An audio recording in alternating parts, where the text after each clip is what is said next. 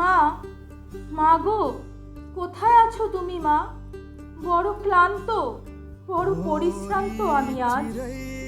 বুকের ভেতরটা কেমন যেন করছে মা আমার। প্রতি মুহূর্তে সেই ভয়ঙ্কর রাতের প্রতিচ্ছবি আমার চোখের সামনে ভেসে উঠছে। বলতে পারো মা, কি ছিল আমার অপরাধ? কি করেছি আমি যে আমাকে এত ভয়ানক যন্ত্রণা সহ্য করতে হলো? মা, আমিও তো আরো 5টা মেয়ের মতো জীবনটা কাটাতে চেয়েছিলাম, কিন্তু ওই ক্ষুধার্ত রাক্ষসগুলো আমাকে ছিঁড়ে খেয়ে নিল। জানো মা, সেই রাতে 36 ঘন্টা ডিউটি করার পর আমি খুব ক্লান্ত হয়ে পড়েছিলাম। বন্ধুদের সাথে বসে ডিনার করবার সময় আমি একটুও বুঝতে পারিনি যে ওটাই আমার শেষ খাওয়া। শুধু এটাই নয় মা, খাবার পর আমি ঘুমিয়ে পড়েছিলাম। কিন্তু মা গো, ওটাই যে আমার শেষ ঘুম ছিল তা যদি বুঝতে পারতাম, তবে আমি সেদিন কিছুতেই ঘুমোতাম না। আর এই সুযোগ নিয়ে ওই রাক্ষসগুলো আমার উপর পাশবিক অত্যাচার করে আমাকে চিরতরে ঘুম পাড়িয়ে দিল।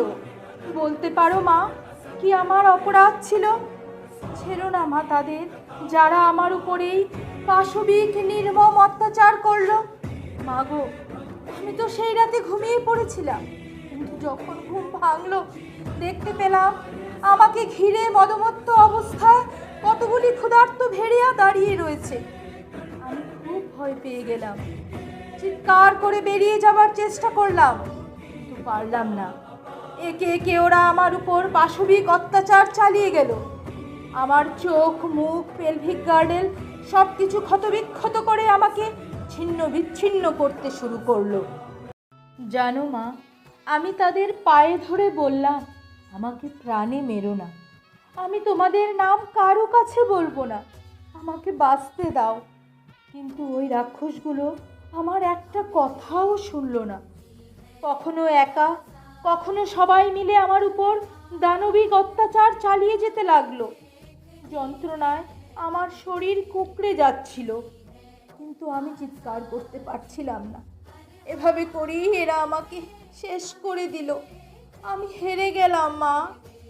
মা গো, পারলাম না আমি তোমার স্বপ্নকে সাকার করতে, একজন বড় ডাক্তার হতে।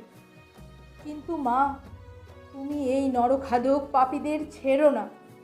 এদের সবার মুখোশটুকু ছিঁড়ে তাদের উপযুক্ত শাস্তি দিও।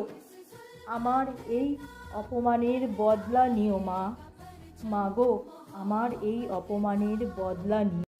আর সমস্ত নারী জাতি, তোমরা ওঠো, জাগো, আর লক্ষ্মী মেয়ে হয়ে ঘরে বসে থেকো না। রানী লক্ষ্মীবাইয়ের মতো শস্ত্র তুলে নাও। মা দুর্গার রূপ ধারণ করে এই অসুরদের বিনাশ করো। মা কালীর রূপ ধারণ করে এই সমস্ত রক্তবীজদের ধ্বংস করে দাও। এই কলিযুগে কোনো কৃষ্ণ আসবে না দ্রৌপদীকে রক্ষা করার জন্য। নিজেদের রক্ষা তোমাদের নিজেদেরই করতে হবে। জেগে ওঠো নারী শক্তি, যে জঘন্য অপরাধটুকু আমার সাথে হয়েছে তা যেন আর কারো সাথে না হয়। পরিত্রাণায় সাধূনাং বিনাশায় চ দুষ্কৃতাং ধর্ম সংস্থাপনার্থায় সম্ভবামি যুগে